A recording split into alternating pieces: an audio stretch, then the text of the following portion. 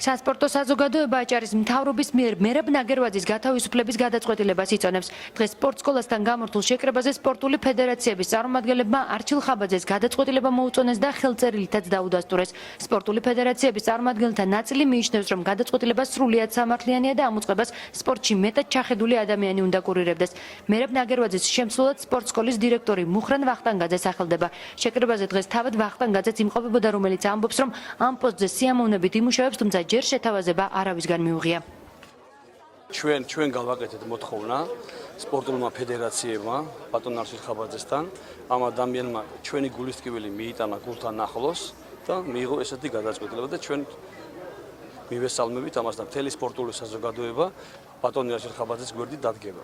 ეს იყო ჩვენი მოთხოვნა და მე ვაცხადებ ხომაღლა, რომ ეს დიდი ხნის წინ უნდა მოხდარიყო კიდე. თქვენ ხო არ ყავთ თქვენ? სპორტს უნდა ხელმძღვანელობდეს სპორტსმენები. განვითარებული სპორტსმენები, რომელსაც ჭკუა და გონება შესწევთ. არის ახალგაზრდები, რა თქმა უნდა, რომ მიხვალ რაღაცას ეტყვი, ეთვისებს, ნიჭს გამოიჩენს, მაგრამ უნიჭოები აღმოჩნდა ნამდვილად. ის ბერაძეც და ნაგერვაძეც. არჩილ ხაბაძეს ამჟამად უჭერთ მხარს.